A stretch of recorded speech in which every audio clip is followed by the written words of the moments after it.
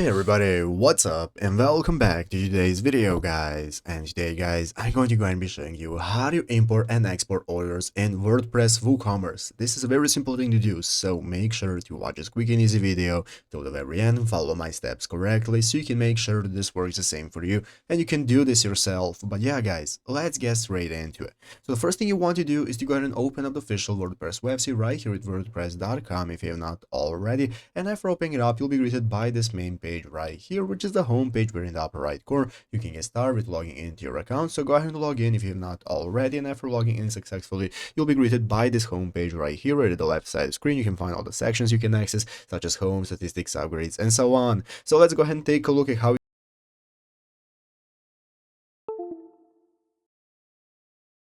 is going to go and enable us to start a new store if you do not already have one, and if you have already created your store you'll be able to access it from here. But if you already have your store guys, what we want to do is go into the plugin section. We are going to be using a plugin for today's video, so to be able to import and export orders we're going to open up the plugins marketplace right here where you can find all the plugins you can use, and what you want to search for guys is export order. So after searching for export order is going to give us a result of the plugins related to this, and this is the one we want to use guys, advanced order export for WooCommerce. This is going to enable you to export and import all of your orders in CSV files and similar file options. So you can just install the plugin by clicking the install button right here. That's going to appear, and after adding it to your store you'll be able to find it right here in the WooCommerce section and in your plugins to get started with using it for exporting your orders, and it's easy as that. So I hope this video was helpful. If it was, make sure to leave a like, subscribe to the channel. So guys, thanks for watching, take care, and bye.